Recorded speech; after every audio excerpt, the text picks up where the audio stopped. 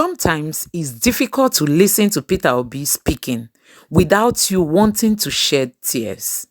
This is so because when you look at how God blessed Nigeria and you look at where we are today, honestly, you won't be able to hold back your tears, especially listening to someone like Peter Obi. I want you to listen to this speech Peter Obi gave. Honestly, you will never regret following Peter Obi. You will never regret being an obedient. You will never regret voting in Peter Obi come 2023. Please let me know your thoughts in the comment section below. Don't forget to subscribe to my channel, like this video and share it with your friends and family. Thank you. I recognize the former Vice President of Nigeria and my leader, Alhaji Atiku Abubakar. All other protocols duly. Mine is a very simple one. Let me start by thanking the organization for inviting me. As you know, I'm one of those strongest beneficiaries of the judiciary. For my strong legal team, for the work of my small legal team led by Dr. Onyechi Bazu, SAN, and let OJ Nadi, SAN, I wouldn't be standing here. You know that from my election petition to my impeachment to my tenure interpretation. And again, whenever people talk about corruption in the legal or in the judiciary, and one who takes exception, in all this journey, I did not give anybody 1 naira.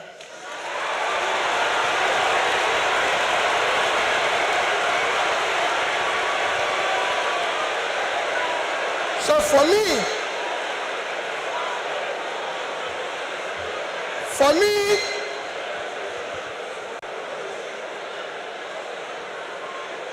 I remain eternally grateful to you for what you did for me to be here and everything. Our topic today is democratic transition in the 21st century Nigeria, 2023 and beyond. I think it's for great people like you or people like Chimamanda you invited, but for me as a trader, I'll try to contribute in my own little way, the way I think we should go. For me, democracy have a simple description. Government of the people, by the people, for the people. That means everything about democracy is the people. And transition means changing from one thing to the other.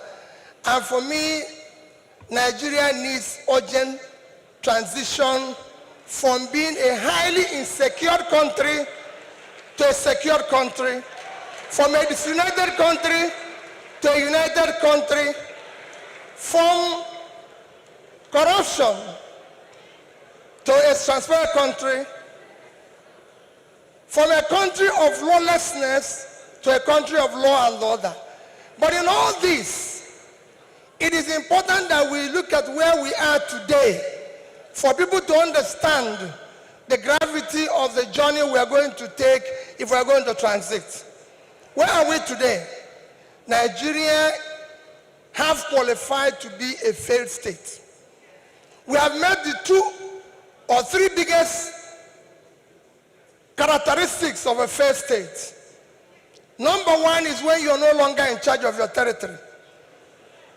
Today, we are among the top terrorized countries of the world. We are among the top kidnapping countries of the world. Banditry, criminality, bandits have taken over some parts of this country. Nigerians are being killed daily. All sorts of criminality is going on daily. Even our most important source of foreign exchange revenue, oil, is today 80% stolen. That shows how bad it is. We are the only country, apart from Venezuela, who we know is their own is because of sanctions, that is not meeting up its OPEC quota. Every other country is begging for increase, but Nigeria is not meeting up its own. And you wouldn't believe the quantity that is missing. In July alone, our total average, our quota is 1.8 million. In July, our total average was 1,083,000 barrels a day. That means that in July, we lost 707,000 barrels per day.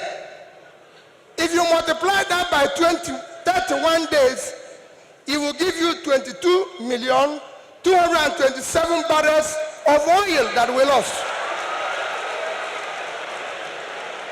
This is a country that needs dollar. If you sell it, if you sell that oil, if you sell the quantity we lost, this is July alone.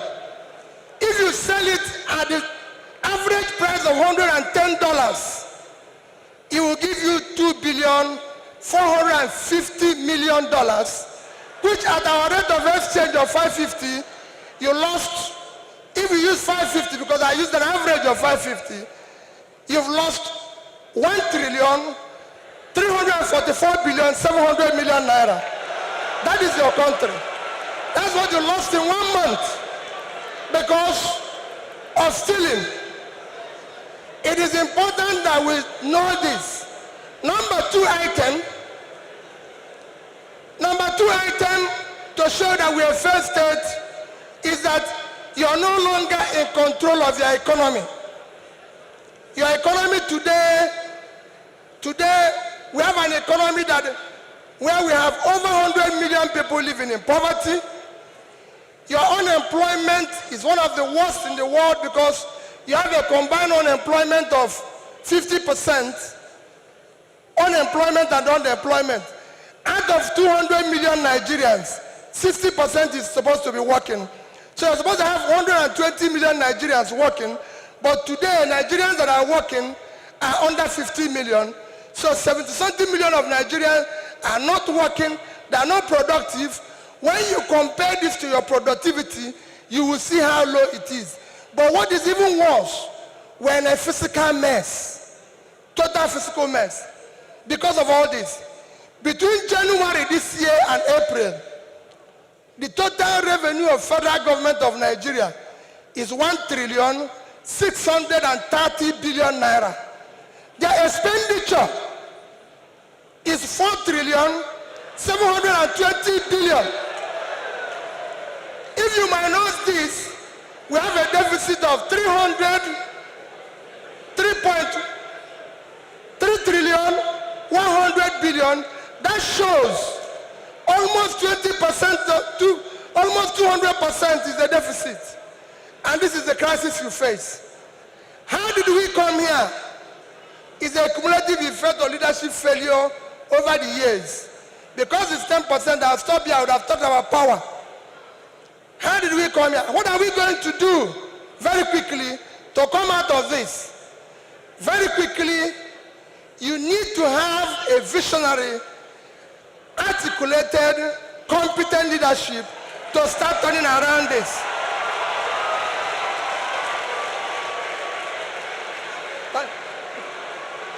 So next year,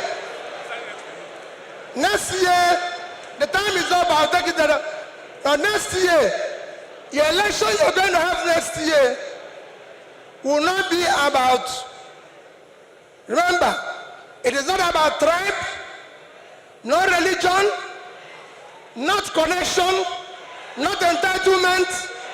It must be election about character, competence, capacity, and commitment to deliver.